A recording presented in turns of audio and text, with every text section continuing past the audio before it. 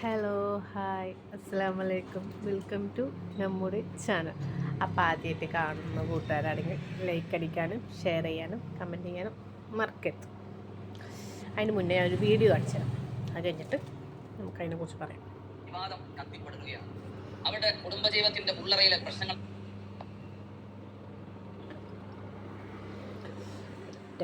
പോയാൽ വിവാദം കത്തിപ്പെടുകയാണ്.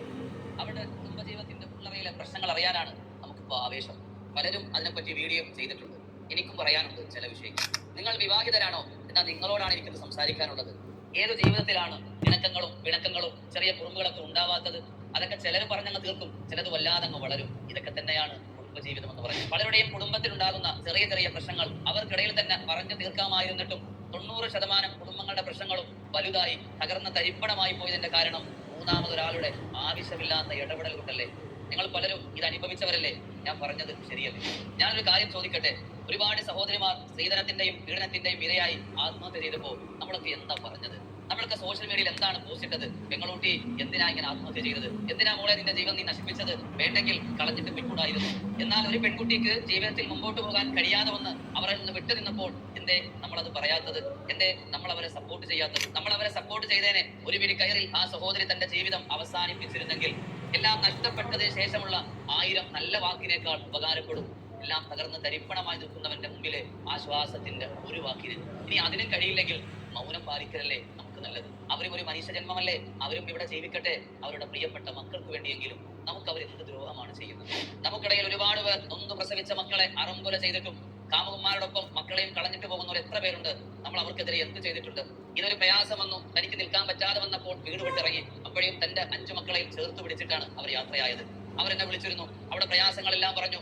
അവരപ്പോഴും പറയുന്നത് തന്റെ ഭർത്താവിനെ കുറ്റപ്പെടുത്താനോ ആക്ഷേപിക്കാനോ വഷളാക്കാനോ അവർക്ക് താല്പര്യമില്ല. അവർ അവരുടെ മക്കൾക്ക് വേണ്ടി ജീവിക്കണമെന്ന് ആഗ്രഹിക്കുന്നു. എന്റെ പ്രിയപ്പെട്ടവരെ, ചിലപ്പോൾ കുറെ കഴിയുമ്പോൾ അവർക്ക് അങ്ങോട്ടും ഇങ്ങോട്ടും പരസ്പരം തെറ്റുകൾ മനസ്സിലാക്കി അവരവരുടെ ജീവിതത്തിലേക്ക് വരാം. ഇതിന്റെ ഇടയിൽ കിടക്കുന്ന നമ്മൾ എന്ത് നേടി? അതുകൊണ്ട് പ്രിയപ്പെട്ടവരെ, അവരവരുടെ വഴിക്ക് വിട്ടേക്കുക. ഇൻഷാ അല്ലാഹ് അതല്ലേ ഏറ്റവും നല്ലത്. നബി സല്ലല്ലാഹു അലൈഹി വസല്ലം തങ്ങളും ആയിഷ ഉമ്മയും തമ്മിൽ ചില സമയങ്ങൾ ചെറുതായിട്ട് പിണങ്ങിയിട്ടില്ലേ? ഇസ്ലാം അത് പഠിപ്പിക്കുന്നില്ലേ? ആയിഷമ്മയുടെ കുട്ടി കുറുമ്പുകളൊക്കെ നിമിത്തങ്ങൾ എത്ര സ്നേഹത്തോടു കൂടിയാണ് കൈകാര്യം ചെയ്തത്. ഇസ്ലാമിലും അതിൽ വ്യക്തമായ മാതൃകയുണ്ട്. ഈ ദേഷ്യങ്ങളും പിണക്കങ്ങളൊക്കെ വരുമ്പോൾ ചിലപ്പോൾ അങ്ങോട്ടും ഇങ്ങോട്ടൊക്കെ അതിൽ വിട്ട് സംസാരിക്കും. ഇതൊക്കെ സ്വാഭാവിക. നമ്മുടെയൊക്കെ വീടുകളിലും അതൊക്കെ തന്നെയല്ലേ സംഭവിക്കുന്നത്. കുറെ കഴിയുമ്പോൾ അവർക്കതൊക്കെ മനസ്സിലാകും. അവർ പിന്നെ ഇണക്കുരുവികളാവും. ഇൻഷാ അല്ലാഹ് കാത്തിരിക്കാം നമുക്ക് നല്ലൊരു ദിവസത്തേക്ക് വേണ്ടി. പരിശുദ്ധമായ ഇസ്ലാമിൽ എന്താണ് പറഞ്ഞിട്ടുള്ളത്? ഭാര്യ ഭർത്താക്കന്മാർക്കിടയിൽ ഒരിക്കലും ഒത്തൊരുമിച്ച് പോകാൻ കഴിയില്ലെങ്കിൽ 3 രൂപത്തിൽ അവർക്ക് അവരുടെ ജീവിതങ്ങളെ വേർപെടുത്താം. ഒന്നാമത്തെ തൊലാഖാണ്, രണ്ടാമത്തെ ഫസ്സാണ്, മൂന്നാമത്തെ ഹുൽആണ്. അവർക്കിടയിൽ തീരെ ഒത്തൊരുമിച്ച് പോകാൻ കഴിയില്ലെങ്കിൽ പരിശുദ്ധമായ ഇസ്ലാമിൽ തീരെ താല്പര്യമില്ലാത്ത എന്നാൽ അനുവദനീയമായ 3 മാർഗമാണ് ഞാനിവിടെ പറഞ്ഞിട്ടുള്ളത്. ഇൻഷാ അല്ലാഹ് അല്ലാഹു തആല അവരുടെ കുടുംബജീവിതം ഒരുമിപ്പിക്കലാണ് ഹൈറെങ്കിൽ അല്ലാഹു ഒരുമിപ്പിക്കട്ടെ. അല്ലെങ്കിൽ എന്താണോ ഹൈറായ നിലക്ക് അല്ലാഹു തആല തീരുമാനമാക്കട്ടെ. സിലു. അപ്പോൾ നമ്മളൊരാളെ കുറ്റപ്പെടുത്തുമ്പോൾ കുറേ ആൾക്കാർ, എനിക്ക് തോന്നുന്ന കുറേ വീഡിയോ സിലു ഡ്രഗ്സിനെ കുറിച്ചിട്ട് ഓരോരുത്തർ ചെയ്തിട്ടുണ്ട്. ഞാൻ ആളെക്കുറിച്ച് അങ്ങനെ തെറ്റായിട്ട് ഞാൻ പറയില്ല. കാരണം നമ്മളൊരു വീട് വിട്ടിറങ്ങുമ്പോൾ ഒരു ജീവിതമാകുമ്പോൾ അതിൽ പ്രശ്നങ്ങളും ഒക്കെ ഉണ്ടാവും. ചിലർ വീട് വിട്ടിട്ട് സ്വന്തം സുഖത്തിന് വേണ്ടിയിട്ട് പോണവരുണ്ടാവും. ഇതങ്ങനെയല്ല. സ്വന്തം 5 മക്കളെയും ചേർത്ത് പിടിച്ചിട്ടാണ് എല്ലാവരുടെ ജീവിതത്തിൽ പ്രശ്നങ്ങളില്ലാത്തൊരിതാവും ആ ജീവിതത്തിൽ നിന്ന് ഇറങ്ങിപ്പോരുമ്പോൾ ഇന്നൊരാളെ കുറ്റപ്പെടുത്താനോ ഒന്നിനും നിന്നില്ല. സഹിക്കാവുന്നിടത്തോളം പലതും സഹിച്ചിട്ടാണ് ഒരു പെണ്ണ് അത് ചെയ്യണത്. അല്ലാണ്ട് കുറേ മക്കളവിടെ ഇട്ടിട്ട് നിങ്ങൾ നോക്ക്, അങ്ങനെയല്ല. ഒരു 5 മക്കളൊക്കെ പ്രസവിച്ചിരിക്കുമ്പോൾ അതിൻ്റെ ആരോഗ്യസ്ഥിതി ഒന്ന് നിങ്ങൾ ആലോചിച്ച് നോക്കി.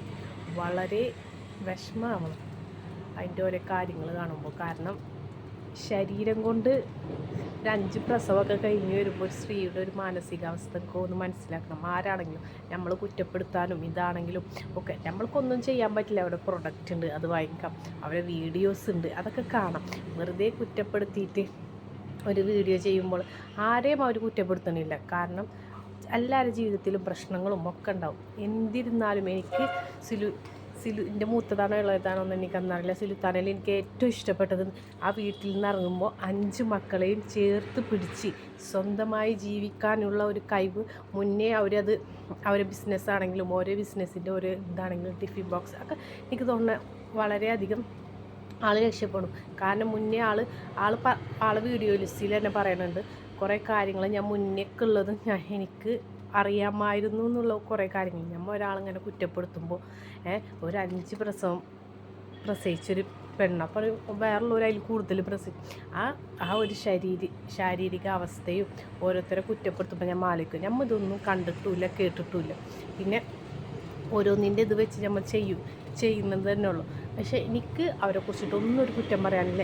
ഇന്നത്തെ കാലത്ത് മക്കൾ ഉപേക്ഷിച്ച് ഒളിച്ചോടി പോയെന്ന് ഗർഭപാത്രത്തിൽ വെച്ചിട്ട് മക്കളെ നശിപ്പിക്കണവരും അതിൻ്റെയൊക്കെ മുന്നേ എന്തെന്തൊക്കെ കാര്യങ്ങൾ ഓരോ ആൾക്കാർ ചെയ്യുന്നുണ്ടെന്നറിയോ. അതിനൊക്കെ സംബന്ധിച്ച് ഞാൻ മുന്നേ ഓരോ വീഡിയോസ് ആളിങ്ങനെ ചെയ്യണതൊക്കെ വെച്ചിട്ട് ഞാൻ വീഡിയോസ് ചെയ്തിട്ടുണ്ട്. നല്ല കാര്യങ്ങൾ, അല്ലാണ്ട് നമ്മളൊരാളെ കുറ്റപ്പെടുത്താനും നമ്മൾക്കൊരാൾ കുറ്റം പറയാൻ നമുക്ക് വേഗം പറ്റും. ഒരാളെ നല്ലത് കുറ്റം എന്ന് പറയുമ്പോൾ ഒരു നിമിഷം കൊണ്ടുണ്ടാവും. ഒരാളെ നല്ലത് പറയാൻ വർഷങ്ങളോളം കാത്തിരിക്കേണ്ടി വരും. അതുപോലെ കുറ്റം പറയാൻ ഇങ്ങനെ ഒരു കാറ്റ് വീശണം മാതിരി ഒന്ന് വീശി കൊടുത്താൽ മതി, പിന്നെ നാടൊട്ടാകാതെ വീശിക്കോളും. അങ്ങനെയാണ്.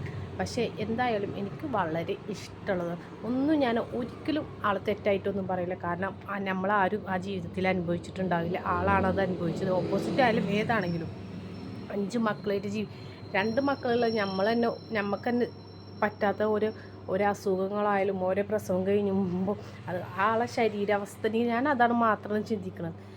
ഓരോരുത്തരുടെ ശരീരം അപ്പോൾ ശ്രദ്ധിച്ചുകൂടെ എന്നൊക്കെ ചോദിക്കും. നമ്മൾക്കത് പറയാനല്ലേ പറ്റും. ആൾ എപ്പോഴും പറയണം നിങ്ങൾ വിമർശിച്ചോളൂ, പക്ഷേ എൻ്റെ കുഞ്ഞുങ്ങളെ ഒഴിവാക്കിയിട്ട് അത് അത്ര തന്നെ പറയാനുള്ളൂ. സോഷ്യൽ മീഡിയയാണ്, വിമർശിക്കുന്നവർക്ക് വിമർശിക്കാം. പക്ഷേ ആളെ കുഞ്ഞുങ്ങളെ ഒഴിവാക്കിയിട്ട് നമ്മൾ ആരായാലും വിമർശിക്കുമ്പോൾ വിമർശിക്കാം, അത്ര തന്നെ ഉള്ളൂ. എന്തായാലും നാഥ കൈവിടില്ല പഠിച്ചോ നിങ്ങൾ. ഓക്കെ.